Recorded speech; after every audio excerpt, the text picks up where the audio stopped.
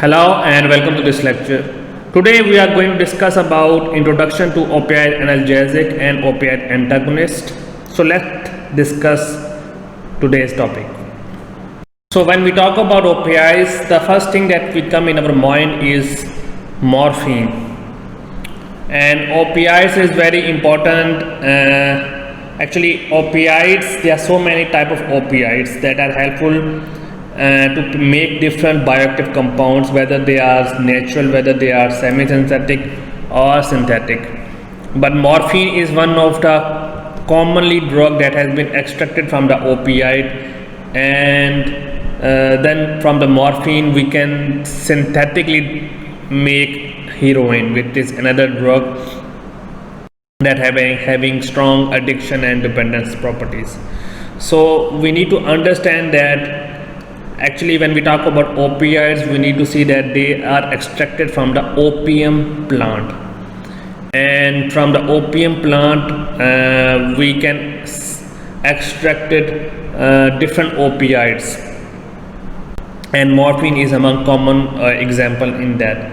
So when we talk about opioids, I mentioned that they could be natural, they could be semi-synthetic, alkaloid derivatives from the opium plant, but they are also having synthetic surrogates like heroin. So we have to understand that from the opium plant we can extract it semi-synthetically or natural morphine, and then we can synthetically make heroin and other bioactive compounds or bioactive derivatives. And why we mention alkaloid derivatives? Because alkaloid is the chemical class of the compounds, and the opioids actually contain these alkaloids.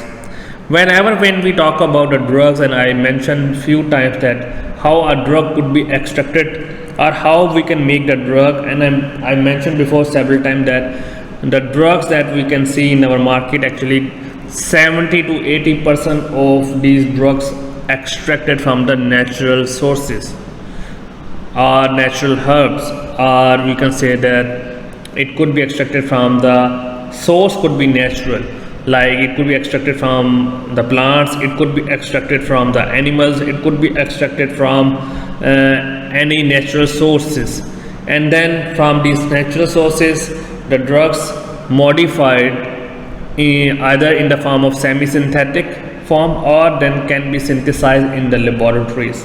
So same in this case, that opioids extracted from the opium plant, and then several derivatives has been made from them.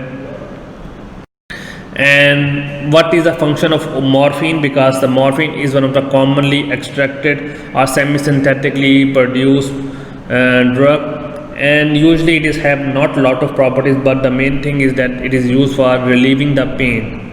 So especially patients that are suffering from cancer or severe pain or unbearable pain because of the severe injury or trauma, morphine could be given to relieve that pain. For mild to moderate pain, we cannot give morphine. It doesn't mean that you have a pain, you go to pharmacy and ask for the morphine. No, you will not get the morphine, because morphine is under narcotics drug, and it cannot be given commercially. It is not available on the counters. We technically call them OTC. So over the counter it is not available. It is a prescription drug and only be available in some few of the pharmacies under prescription and under certain circumstances. So we need to register the morphine, we need to register the patient credentials before giving to them. And I mentioned this slide, and opium, actually again I mentioned what is the source of the morphine. The source of the morphine is opium plant, which is also known as poppy plant, and the opium, which is a crude form, actually is then synthesized and isolate the morphine, which is a pure alkaloid. Again, alkaloid is a chemical class of the compound, or we can say the name of the chemical compound. So what are the source of the opioids? I mentioned the poppy plant, opium plant, or the scientific name is Pericarpium papaveris. These are the sources of the plant, and opium is the source of the morphine and obtained from the poppy, Papaver somniferum or Palbium. So these are the sources of the plant. So the term opioids and opioids, actually, why we mention the term opium or opioids? Because it act on opioid receptors. So that's why we mentioned that term opioids. And how can we differentiate the term opioid and opiates? Opiates actually are naturally occurring alkaloids like morphine. Codeine is another commonly drug that belongs to this category, and it is used in cough syrups. If you check different cough syrups, codeine is one of the example. And the cough syrup has been one of the commonly abused drugs when we talk about that, especially in developing countries like Nigeria. If you search on Google and mention the cough addiction, you can find dozens of videos on that. So morphine is the commonly known drug, but then the other drug that we know commonly is the codeine, which is used in the cough syrup. Then the other drugs like theanine and piperacillin is also belong to this category. So opioid is actually the receptor. When we talk about opioid, we're talking about the compound that act on which receptor, which is known as opioid receptor. And when we talk about opiates, we're talking about different drugs that belong to this category that are known as alkaloids, and morphine and codeine are the common examples. This is the chemical structure. Why are we talking about so much alkaloid? Because the structure alkaloid structures look like the structure that having different ring-like structures. I'm not going to explain the chemistry as you are not familiar with organic chemistry and biochemistry. And then this is the name of morphine that is present in the market as morphine sulfate as oral solution, or codeine as a cough syrup that commonly used. Then we have theanine and piperacillin.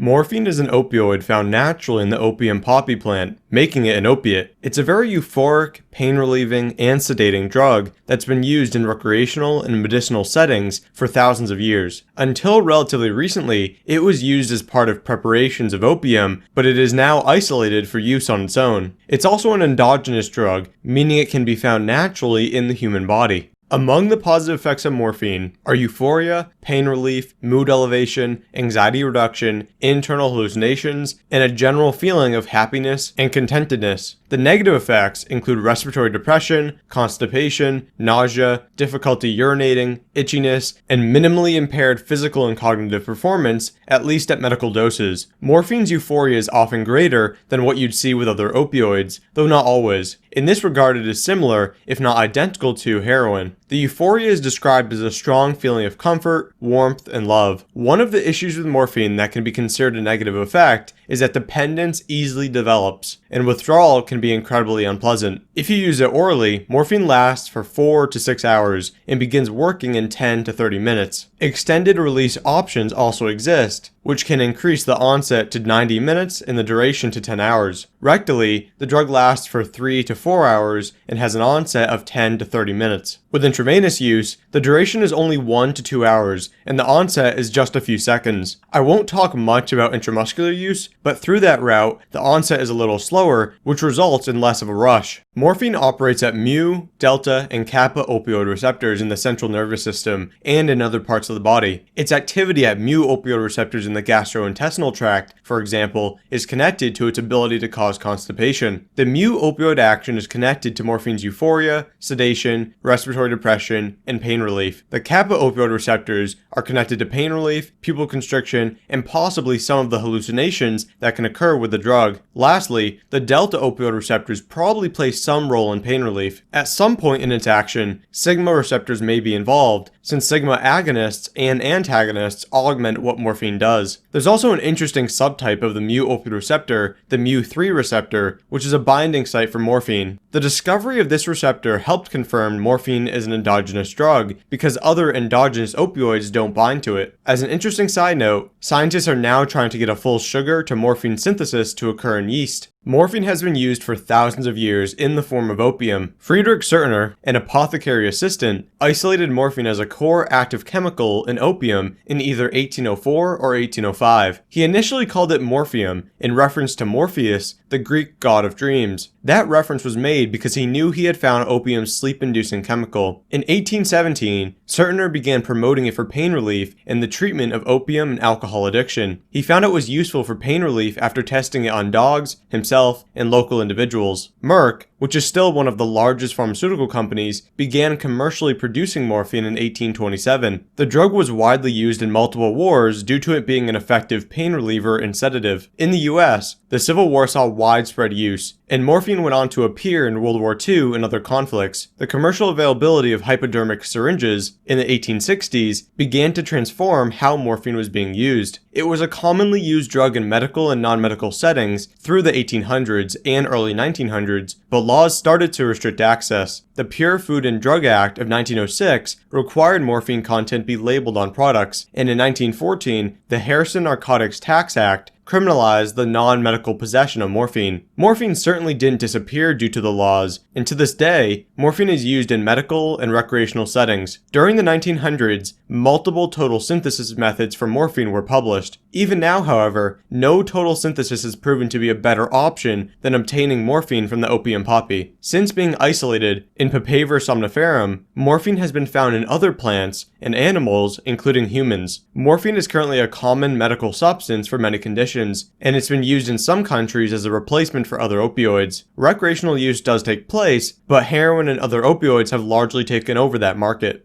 When used orally, a normal dose of morphine is 15 to 25 milligrams, and a strong dose is over 30 milligrams. I recognize this is much lower than a lot of people use, but for a number of reasons, a normal dose is what should be used. There's a lack of good dosing information for rectal and IV administration. As such, I'm not confident with providing those doses. In the United States, morphine is a Schedule II drug. It's illegal in most countries, including Australia, Canada, France, and the UK. Overall, morphine isn't a terribly dangerous substance when used in a safe way acutely or in the long term. However, digging into the drug a little more, there are concerns that exist. The biggest immediate concern is an overdose. An overdose can occur with around 2 to 3 times the recreational dose, coming out to around 200 milligrams orally. If you are sensitive, that dose may be even lower. Due to its bad effective to dangerous dose ratio, morphine is easily capable of being acutely dangerous when you use too much. Respiratory depression quickly becomes an issue, and when enough morphine is used, it's deadly. Also, even without an otherwise fatal dose, morphine sometimes causes vomiting. This is a problem because if you're too sedated, the vomit may enter your respiratory tract and cause death. Naloxone is able to reverse an overdose, but if no one is around to help you, an overdose can easily be fatal. Assuming it's used safely, there are still some concerns with morphine. Dependence does build quickly if you use the drug often, and like with other opioids, withdrawing from morphine can be very uncomfortable. It's not going to be deadly in an otherwise healthy person, but the withdrawal isn't something you want to go through. Regular use also has a tendency to cause constipation. It may also throw off hormones in both men and women. Hypogonadism occurs in many regular users, and the levels of multiple important hormones can be greatly reduced. This is a temporary effect, but if allowed to continue for too long, it could lead to a number of issues, one of which is an increased risk of bone fracture. Lastly, it's dangerous to combine morphine with other CNS depressants. That means alcohol, ketamine, benzodiazepines, and others don't make for a good combination. If you have any questions about morphine, feel free to leave them in the comments section. You can also leave them in the Reddit thread for this video, which will be linked in the description. Support on Patreon is greatly appreciated, so if you'd like to contribute, you can head to patreon.com/thedrugclassroom. You can also contribute on PayPal through the link in the description, or through Bitcoin using the provided address or QR code. You can connect with me on Twitter at Seth A. Fitzgerald and via email at thedrugclassroom@gmail.com. If you have any topic recommendations, you can post them in the comments section or send them to me elsewhere. When we talk about opiate antagonist, we have some examples like naloxone, naltrexone, or nalmefene. So if a person, for example, having taken overdose of drugs like benzodiazepine, or a patient having taken overdose of drug like morphine or morphine derivatives, then we can give naloxone as an antagonist to treating such patients, or naltrexone. So if in case that if a person has overdose with morphine, then naloxone will be given as an antidote. And regarding these mixed results, some of the researchers say that benzodiazepine or the drug sedatives, they can, if somebody taken overdose of sedatives, we can give naloxone, but the results are conflicting. But that they are confirmed evidence that if somebody have taken any opioids, so for antidotes, when a person taking overdose of opioids or plus opioids plus benzodiazepine, because obviously benzodiazepine and opioids sometimes some patient misuse them using in combination form, then naloxone or naltrexone is used for treating such kind of patients. So the clinical use of naloxone is, it is pure antagonist, so it means that any functions, if somebody have taken opioids, then we can treat by naloxone. Mention here that treatment of acute opioid overdoses, it's severely depressed or may relapse into coma after 1 or 2 hours, and it is used for treating especially life-threatening respiratory depression or CNS depression, and the initial dose will be around 0.1 to 0.4 milligram, and then the maintenance dose of 0.4 to 0.8 milligram. It eliminates itching, nausea, vomiting, and while sparing the analgesic. Then the other drug is alvimopam, which has high affinity for the mu receptor, and there are different kind of receptors, opioid receptors. So when we talk about opioid different receptors, we will discuss in our upcoming lecture. It is effective for only mu receptor, but not impede the central effect of mu opioid and agonist. Then we have naltrexone. It is another common drug which is having a long duration of action, and it is proposed as maintenance drug, especially for drug addictions in treatment program. If somebody have drug addictions with opioids, then we give naltrexone, and it can be given in combination with morphine sulfate in controlled release formulation. It is used for weight loss as well in smokers and combination with bupropion. So thank you so much for today's lecture. Hope to see you again.